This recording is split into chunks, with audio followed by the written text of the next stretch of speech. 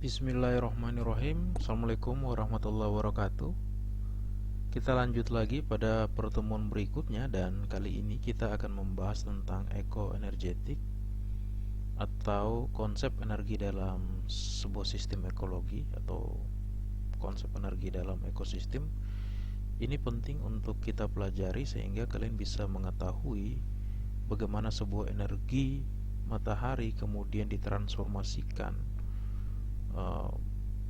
pada bentuk energi yang berbeda, dan kemudian mengapa energi dia selalu mengalami degradasi dari satu trophic level ke trophic level berikutnya, dan kemudian bagaimana hewan dan tumbuhan berinteraksi dalam hal pemanfaatan energi sehingga kita bisa memahami dan kemudian melakukan strategi konservasi untuk pengelolaan sumber daya alam yang lebih baik.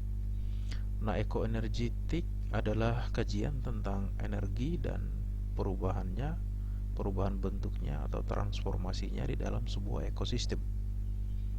Kajian energi ini dapat meliputi konsep energi, sumber energi, kemudian bentuk dan manfaat energi itu bagi makhluk hidup. Nah, kajian tentang transformasi energi meliputi perubahan bentuk energi yang berlangsung di dalam suatu sistem ekologis.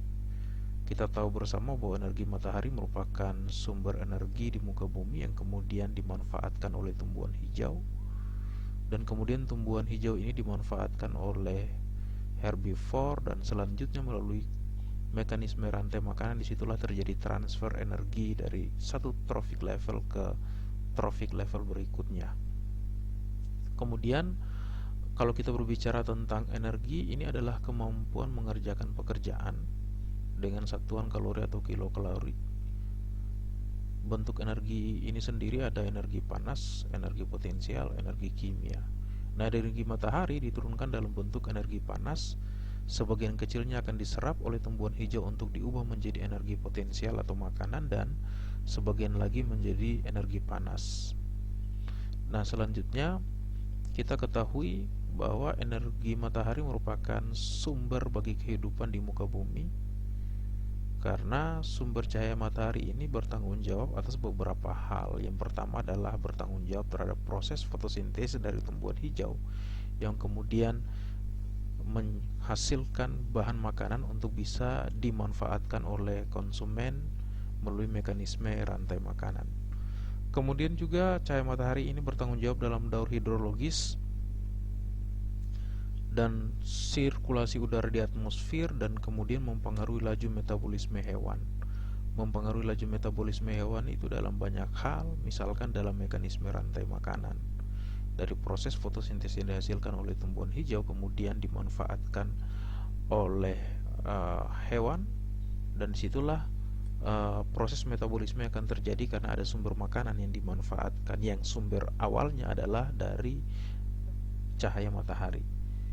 Nah, kalau kita berbicara tentang prinsip dasar ekoenergetik, maka akan terkait dengan hukum termodinamik.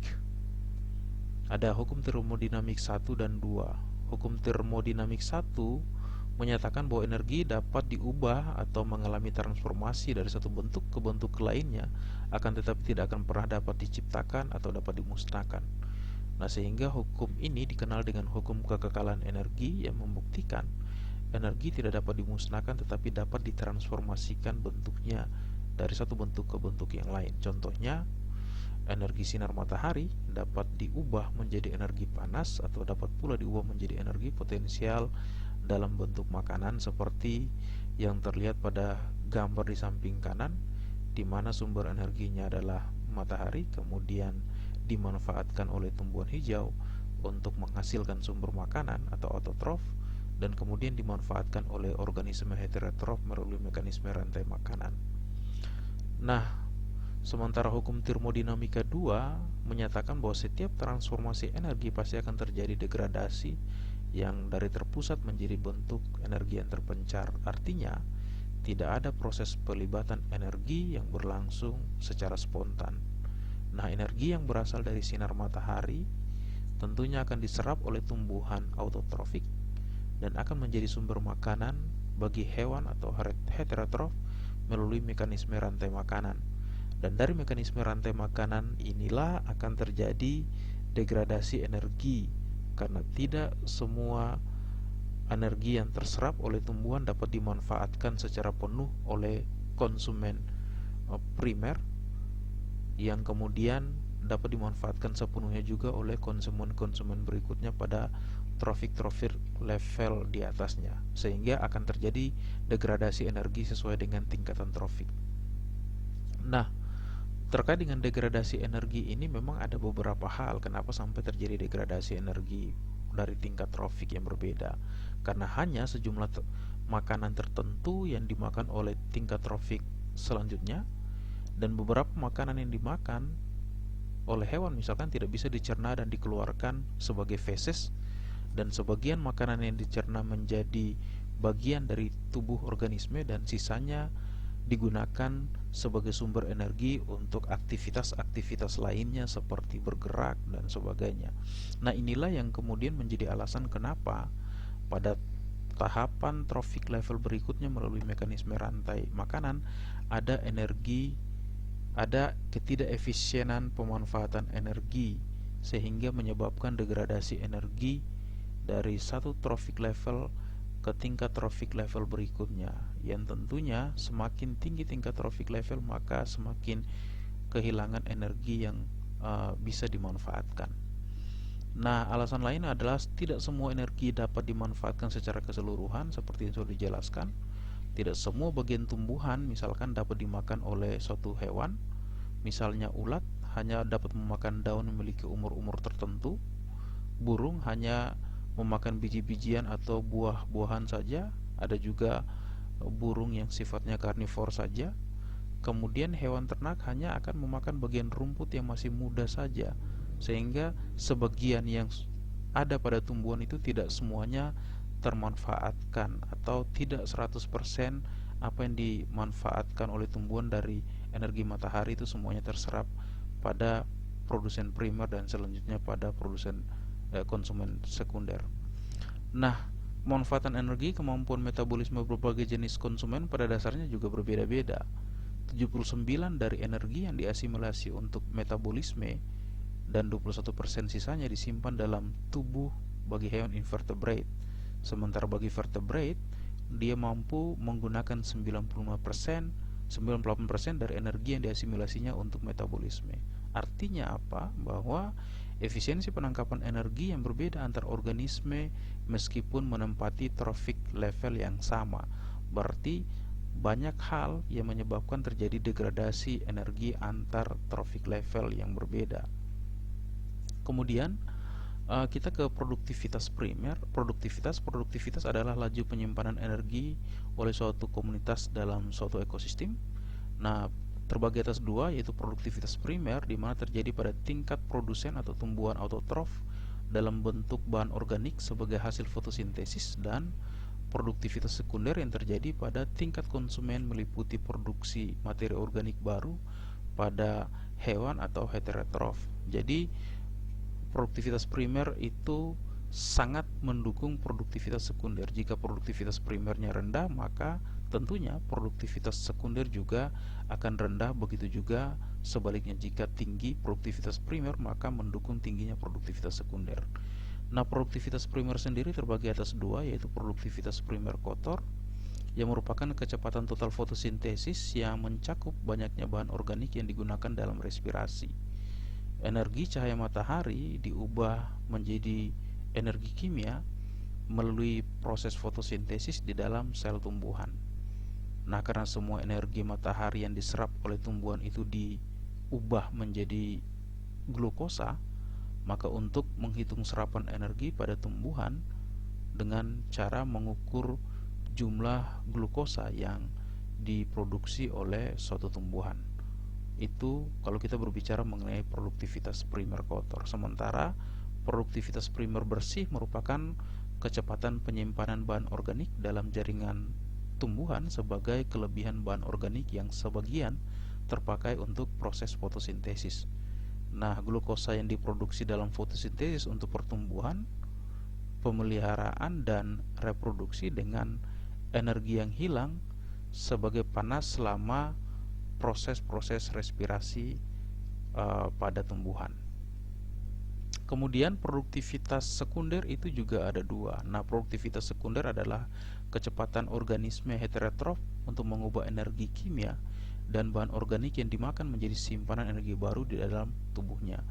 Nah, produktivitas sekunder kotor merupakan total jumlah energi kimia yang diasimilasi oleh organisme konsumen dan menghasilkan sedikit feses seperti yang terlihat pada gambar kanan bagian atas. Dan produktivitas sekunder bersih adalah energi yang diasimilasi oleh hewan untuk proses seluler melalui respirasi dan sisanya sebagai sumber energi baru baik untuk pertumbuhan maupun aktivitas-aktivitasnya seperti yang terlihat pada gambar sebelah kanan yang sebelah bawah. Itu adalah perbedaan antara produktivitas sekunder kotor dengan produktivitas sekunder bersih. Nah, kategori produktivitas primer, kalau kita kembali ke produktivitas primer, ada produktivitas rendah, termasuk lautan terbuka atau laut lepas karena memiliki produktivitas rendah karena memang nutriennya rendah karena jauh dari daratan sebagai penghasil nutrien, baik nutrien alami maupun nutrien antropogenik. Berbeda dengan produktivitas menengah atau medium, itu contohnya di perairan danau, sungai yang agak lebih tinggi. Sementara produktivitas yang tinggi itu meliputi perairan estuari seperti ekosistem mangrove, padang lamun, dan terumbu karang yang bisa mencapai 10-20 gram berat kering atau karbon per meter persegi per hari, atau bahkan bisa lebih tergantung dari masih alaminya ekosistem atau habitat yang terbentuk. Nah, ini menggambarkan bahwa produktivitas primer itu tergantung lingkungannya, dan produktivitas primer itu juga sebenarnya sangat didukung oleh nutrien. Selain memang energi matahari, tapi nutrien juga menjadi penentu untuk tingginya produktivitas primer, karena ini juga merupakan salah satu bahan dasar untuk produktivitas primer. Kemudian produktivitas primer bersih sangat penting diketahui untuk memahami ekosistem karena dapat menggambarkan ketersediaan energi bagi semua komponen dalam jaring makanan, di mana ekosistem dengan produktivitas primer bersih yang rendah tentunya akan menyokong organisme heterotrofik yang jumlahnya sedikit. Begitu pula sebaliknya, seperti yang sudah dikatakan sebelumnya, jika suatu ekosistem misalkan punya produktivitas primer yang tinggi seperti di ekosistem terumbu karang, maka tentunya dia akan mendukung biodiversitas sumber daya hayati yang lainnya, yang artinya dia mendukung produktivitas sekunder yang tinggi. Begitu juga sebaliknya, misalkan di laut lepas, karena produktivitas primernya tidak terlalu tinggi, maka umumnya dia juga akan tidak terlalu mendukung tingginya produktivitas sekunder, terkecuali pada daerah-daerah tertentu misalkan terjadi upwelling karena nutrien akan termanfaatkan dari bawah. Nah, terkait dengan anggaran energi berkaitan dengan arah pemanfaatan energi yang berhasil disimpan oleh makhluk hidup di dalam suatu ekosistem. Energi digunakan untuk kelangsungan hidup dan menjaga kelestarian suatu jenis dalam jangka waktu yang tidak terbatas melalui aktivitas berproduksi, membentuk sel kelamin, aktivitas seksual, dan sebagainya. Kemudian energi yang digunakan untuk memelihara kualitas hidup agar mampu bersaing dan mengantisipasi faktor-faktor penyebab mortalitas alami seperti adanya penyakit, kemudian adanya parasit dan predator. Nah, inilah bagaimana anggaran energi dalam konsep ekoenergetik dalam suatu ekosistem, sehingga betapa pentingnya energi untuk menjaga kelangsungan hidup maupun untuk memelihara kualitas hidup dari suatu hewan yang ada pada alam liar.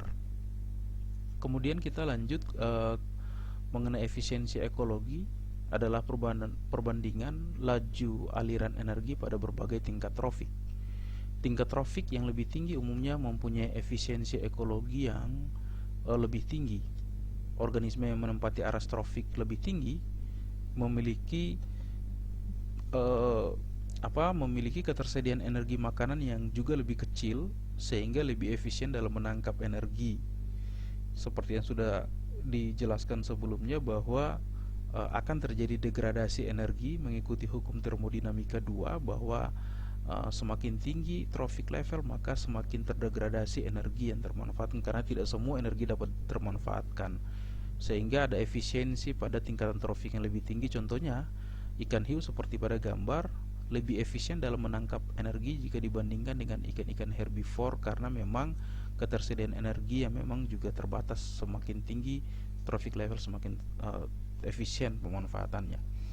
Nah, karnivor tidak akan membuang tenaga atau energi untuk mencari dan menangkap mangsanya bila mana hewan tersebut belum lapar atau belum perlu pemasukan energi. Nah, sementara herbivore berusaha memakan makanan yang ditemuinya bila mana organisme ini tidak dapat mencukupi keperluan energi untuk hidupnya, karena masukan energi setiap kali makan hanya sedikit atau efisiensi penangkapan energinya sangat rendah, menunjukkan bahwa organisme yang lebih efisien dalam menangkap energi, misalkan pada trophic level yang lebih tinggi, justru dia akan lebih efisien dalam pemanfaatannya. Nah, kemudian kita ke rantai makanan. Rantai makanan adalah jalur perpindahan energi dari suatu produsen tertentu ke konsumen tertentu, dan dari satu konsumen ke konsumen lainnya melalui proses makan dan dimakan. Setiap tahapan perpindahan trophic level, 80-90% energi potensial hilang sebagai panas. Inilah yang dinamakan sebagai degradasi energi antar tingkat trophic. Oleh karena itu, langkah-langkah dalam rantai makanan sangat terbatas, umumnya 4-5 langkah, mulai dari produsen primer, sekunder, dan tersier, dan sebagainya. Artinya, semakin pendek rantai makanan, maka makin besar energi yang tersedia, karena setiap tahapan trophic level tentunya akan terjadi degradasi energi, seperti mengikuti hukum termodinamika 2 yang sudah dijelaskan sebelumnya. Kita ke piramida ekologi. Ini adalah suatu diagram yang menggambarkan hubungan antara tingkatan tropik secara kuantitatif pada suatu ekosistem. Makin tinggi tingkat tropik, maka jumlah individunya semakin sedikit. Nah, tingkat tropik itu meliputi produsen sebagai bagian dasar, konsumen, primer, sekunder, kemudian tersier. Nah, produsen selalu menempati tingkatan tropik pertama atau dasar dengan jumlah yang banyak, sedangkan konsumen primer menempati tingkat tropik kedua, kemudian konsumen sekunder menempati tingkat tropik ketiga, dan seterusnya sampai kepada puncak piramida. Ini menunjukkan bahwa semakin tinggi maka jumlahnya juga semakin sedikit, karena ada terjadi degradasi energi sehingga jumlahnya juga semakin sedikit jumlahnya. Nah, kalau kita bicara mengenai piramida ekologi, itu terbagi atas 3, yaitu piramida energi, piramida biomas, dan piramida jumlah. Piramida energi adalah menggambarkan hilangnya energi pada saat perpindahan energi antar tingkatan tropik. Nah, piramida energi digunakan untuk mengetahui peranan suatu komunitas pada setiap tingkatan tropik dengan mengetahui besaran energi yang termanfaatkan. Artinya bahwa setiap peningkatan tropik level ada degradasi energi yang akan tergambarkan melalui jumlah energi yang tersedia pada setiap tingkatan tropik atau tropik level. Jadi semakin tinggi tingkatan tropik, maka jumlah energi yang termanfaatkan juga semakin sedikit. Nah, kemudian kita ke piramida biomas, adalah suatu piramida yang menggambarkan berkurangnya transfer energi pada setiap tingkatan tropik dalam suatu ekosistem. Pada piramida biomas, setiap tingkat tropik menunjukkan berat kering dari seluruh organisme di tingkat tropik yang dinyatakan dalam gram atau kilogram per meter pangkat 2, dan umumnya bentuk piramida biomas akan mengecil ke arah puncak, sama dengan piramida energi, karena perpindahan energi antara tingkat tropik yang berlangsung tidak efisien seperti yang terlihat pada gambar di samping kanan, di mana misalkan tumbuhan 1000 gram sampai ke tingkatan tropik top predator seperti singa cukup tinggal 1 kg.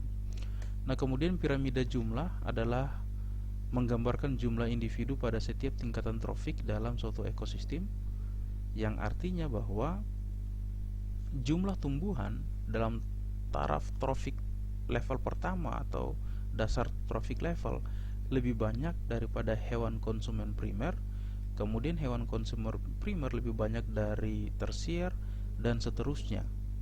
Nah, ini menunjukkan jumlah, karena memang seperti sebelumnya ada transfer energi yang semakin efisien, maka tentunya semakin tinggi trophic level, maka jumlah organisme yang berada pada trophic level tersebut juga semakin sedikit. Nah, kesimpulannya adalah bahwa pemahaman ekoenergetik penting untuk konservasi habitat dan komunitas biotik yang ada di dalamnya, untuk kemudian kita mampu menjamin kelancaran aliran energi dalam struktur trofik melalui mekanisme rantai makanan. Nah, hancurnya habitat dan penurunan biodiversitas akan mengganggu kelancaran aliran energi melalui ketidakseimbangan rantai makanan yang terjadi seperti yang sudah dijelaskan. Nah, dominasi suatu spesies dalam suatu komunitas hewan akan menyebabkan ketidakseimbangan aliran energi pada rantai makanan yang hanya didominasi oleh spesies-spesies tertentu, sehingga butuh keragaman yang tinggi dan distribusi sumber daya yang merata. Nah, terganggunya aliran energi melalui ketidakseimbangan rantai makanan atau dampak ekologis tentunya akan dapat mendatangkan kerugian dampak ekonomi yang sangat besar. Misalkan pemanfaatan ikan kerapu yang merupakan karnivor dengan salah satu top predator pada suatu ekosistem terumbu karang, karena bernilai ekonomis penting, maka lama-kelamaan populasinya akan sedikit, sehingga posisi trophic levelnya akan tergantikan dengan ikan karnivora yang lain. Memang mekanisme ekologi akan akan kembali seimbang, namun penggantinya adalah umumnya ikan-ikan karnivor yang bernilai ekonomis rendah, karena sehingga tidak menjadi target penangkapan. Artinya apa? Akan terjadi dampak ekologis walaupun kemudian mekanisme ekologi kembali pulih, namun tidak bisa tergantikan karena harga ikan pengganti lebih murah. Dan menjaga biodiversitas sumber daya hayati laut yang tinggi di alam liar akan menjamin lancarnya transfer energi melalui mekanisme rantai makanan. Demikian apa yang bisa Bapak sampaikan. Sekian dan terima kasih. Semoga bermanfaat dan semoga mudah untuk dimengerti. Bapak akhiri, wallahul muwafiq ila aqwamit thoriq. Wassalamualaikum warahmatullahi wabarakatuh. Sampai ketemu pada materi-materi yang berikutnya.